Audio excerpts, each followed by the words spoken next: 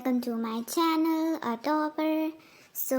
ये जो अभी मैं आपको दिखा रही हूँ, ये मैंने शेड्यूल बनाया था उस दिन के लिए जिस दिन मैंने ये वीडियो रिकॉर्ड किया था। बट फॉर सम रीज़न्स, वो सम रीज़न्स तो आई डोंट नो क्या थे, मुझे टाइम ही नहीं मिला करने का। ऑब्वियसली मैंने पढ़ाई की थी, बट आई डोंट नो कि कहाँ रह गया मेरे से। आई थॉट मैंने टाइम का शेड्यूल भी बनाया था कि इस टाइम पे क्या करना है, बट आई थिंक रिकॉर्डिंग के चक्कर में अब मैं कोई बहाना नहीं बनाऊंगी। बट फॉर श्योर मैं इन सब के स्टडी व्लॉग, जो भी आपने ये चैप्टर देखा है मेरे शेड्यूल में, फंजाई, लोकोमोशन एंड मूवमेंट और बॉडी फ्लूइड्स और केमिस्ट्री का चैप्टर 4 केमिकल बॉन्डिंग वाला, उन सब के वीडियोस स्टडी व्लॉग में लाऊंगी। ये अभी मैं चैप्टर जो कर रही हूँ वो है लोकोमोशन एंड मूवमेंट। ये चैप्टर के 2 पार्ट्स होंगे। एक जो चैप्टर ये जो पार्ट्स हैं उसमें मैंने किया है मसल कंप्लीट, पूरा मसल मैंने कंप्लीट कर लिया है। जो दूसरा पार्ट है उसमें होगा स्ट्रक्चर ऑफ प्रोटीन का, कॉन्ट्राडेक्टाइल प्रोटीन्स का, जो कि उसका पार्ट 2 बहुत ही जल्द आएगा, ठीक है। और ये चैप्टर की मैं समाप्ति कर दूँगी बहुत ही जल्द, क्योंकि मुझे इस चैप्टर की समाप्ति, आप सोचेंगे कि आप क्यों करना चाहते हो दो बायोलॉजी के चैप्टर एक साथ, क्या आपको जल्दी पड़े? इससे अच्छा आप फिज़िक्स कर लो, केमिस्ट्री कर लो, ठीक है। हमेशा वैसे आपकी बात सही है, हमेशा आपको जो एक ही सब्जेक्ट को लेके नहीं चलना चाहिए।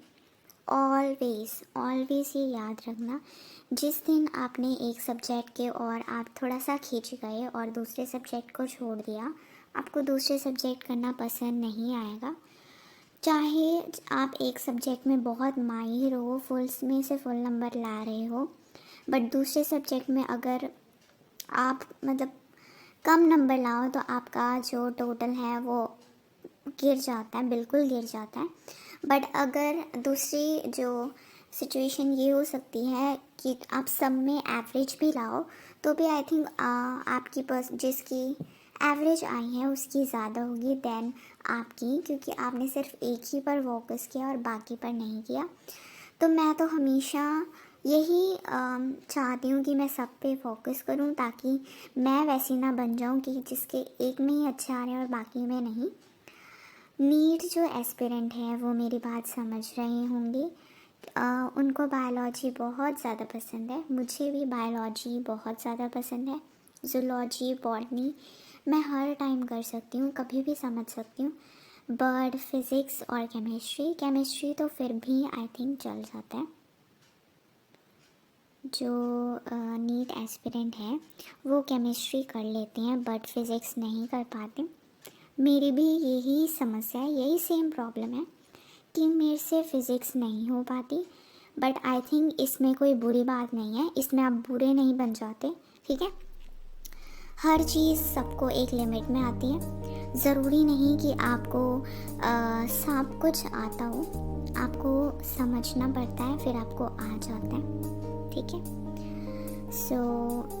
मैं बस यही कह रही थी कि एक सब्जेक्ट को मत देखिए, सारे सब्जेक्ट को देखिए। मैं एक सब्जेक्ट इसलिए कर रही हूँ क्योंकि मेरा ये जो चैप्टर है लोकोमोशन एंड मूवमेंट, उसका मेरा स्कूल में उसका यूनिट टेस्ट होगा।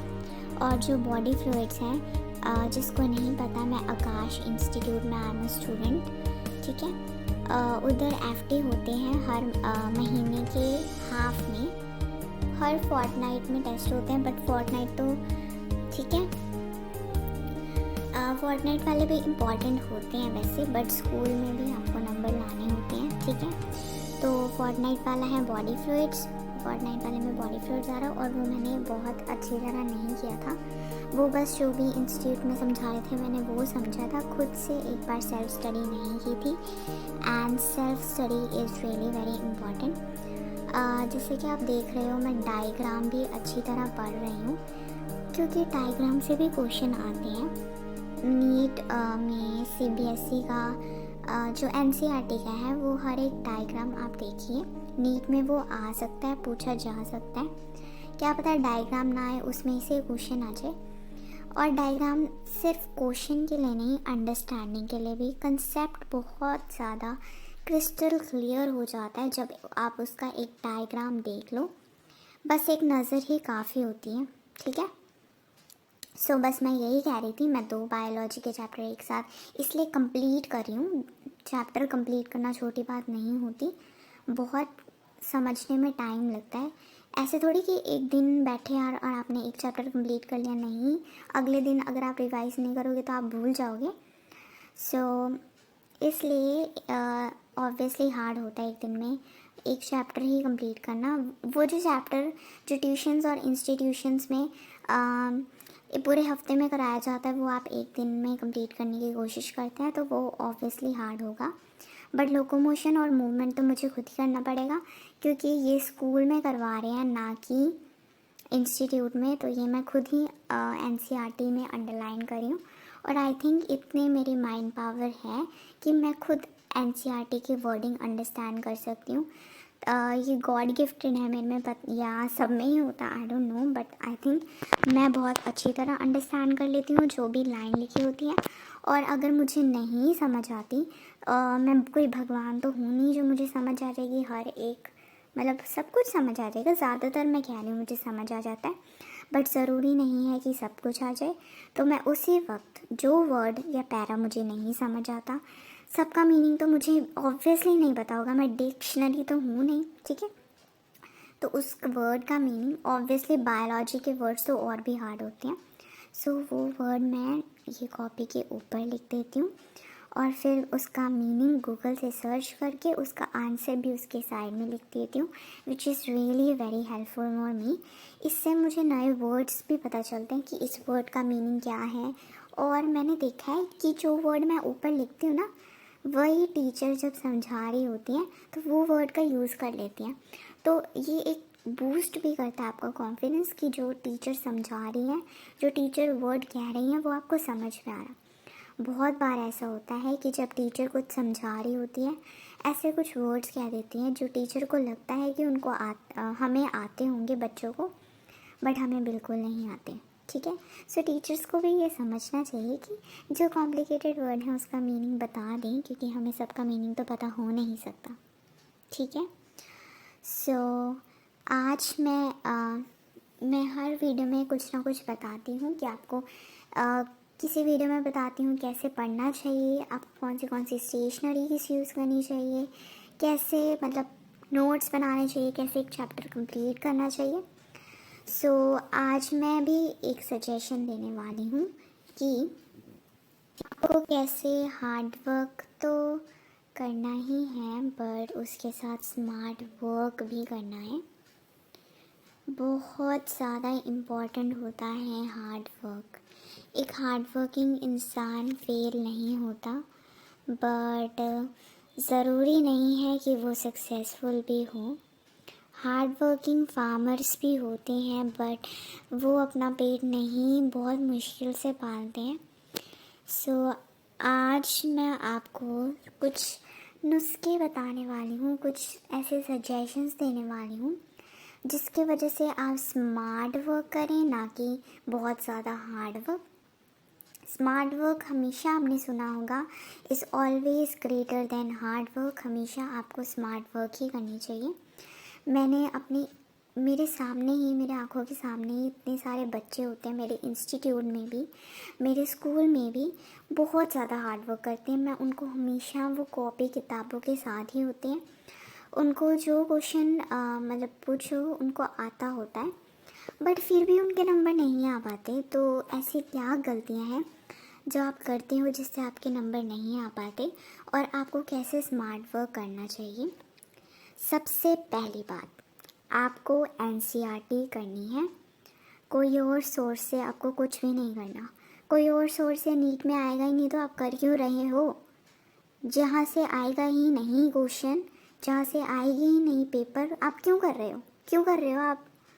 क्या फिज़िक्स में समझती हूँ, उसके क्वेश्चन सॉल्व करने हैं, केमिस्ट्री में समझती हूँ, बायोलॉजी क्यों कर रहे हो।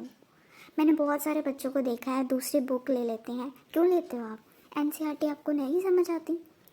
एनसीईआरटी की हर एक लाइन समझ लो, आपकी नीट क्लियर है। आपकी नीड बायोलॉजी में क्लियर है, एंड फिज़िक्स और मैं केमिस्ट्री का प्रॉमिस बिल्कुल नहीं करूँगी, बिल्कुल भी नहीं, ठीक है। नेक्स्ट जो मेरा सेकंड पॉइंट है वो है, जब भी मेक शॉर्ट नोट्स।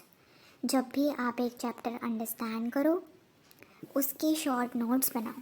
आपने एक दिन चैप्टर कंप्लीट किया, 2-3 दिन बाद उसके शॉर्ट नोट्स बनाओ, और 2-3 दिन बाद, ये नहीं कि 2-3 दिन बाद रिवाइज ना करके, रिवाइज करके शॉर्ट नोट्स बनाओ, बहुत ज़्यादा हेल्पफुल होगा आपके लिए, ठीक है। तीसरी बात, क्वेश्चन प्रैक्टिस करो। अब आप बोलोगे कि क्वेश्चन प्रैक्टिस करना तो बहुत हार्ड वर्क है, ठीक है। 3-3 घंटे बच्चे क्वेश्चन प्रैक्टिस करते रहते हैं, बट उनको ये नहीं पता होता कौन से क्वेश्चन प्रैक्टिस करने हैं। तो ऐसे क्वेश्चन चुनिए जहाँ पे फुल कंसेप्ट जो है हमारा क्रिस्टल क्लियर हो जाए। मैं कहाँ से करती हूँ क्वेश्चन सॉल्व? मैं आकाश के मॉड्यूल से करती हूँ, बट अगर आप आकाश में नहीं हैं तो किसी ट्यूशन में तो होंगे, वो जो इम्पोर्टेंट क्वेश्चन दे रहे हैं वो सॉल्व करो, ठीक है। अगर आपको उनसे अपने कंसेप्ट क्लियर नहीं होते तो फिज़िक्स का देवता एक ही है, फिज़िक्स वाला, उससे बढ़कर कोई नहीं है। मैं सब कुछ अब आजमा चुकी हूँ, सब कुछ सारी फिज़िक्स की जो टीचिंग करते हैं मैं आजमा चुकी हूँ, बट फिज़िक्स वाला से बेटर कोई नहीं है। और मैं ये भी एक बात कहूँगी कि जो फिज़िक्स वाला के जो फाउंडेशन में जो पूरे उनके जो टीचर्स हैं उनसे मुझे नहीं समझ आता। मुझे जो फिज़िक्स अलग सर के जो पुराने जो लेक्चर्स हैं वो देखा करो, जो उन्होंने टीचर्स रखे हैं उनसे मत देखा करो। ये कड़वा सच है, बट आपको मानना पड़ेगा कि अलग सर बेटर पढ़ाते हैं देन द टीचर्स जो फिज़िक्स वाला ने हायर किए हुए हैं। तो अलग सर के वीडियो तो आपके लिए अवेलेबल है ही ना, तो वो देख लिया करो, उससे क्वेश्चन सॉल्व कर लिया करो। वो भी इनफ नहीं होते तो फिर फिज़िक्स वाला के दूसरे टीचर्स के देख लिया करो, ठीक है। तीसरा मेरा पॉइंट हो गया है प्रैक्टिस क्वेश्चन। चौथा जो मेरा पॉइंट है, फुल कॉन्सेप्ट समझना है, ठीक है। कोई भी कॉन्सेप्ट आपको हल्का फुल्का नहीं आना चाहिए, एकदम क्रिस्टल क्लियर होना चाहिए, ठीक है। सो ये जो था, यही थी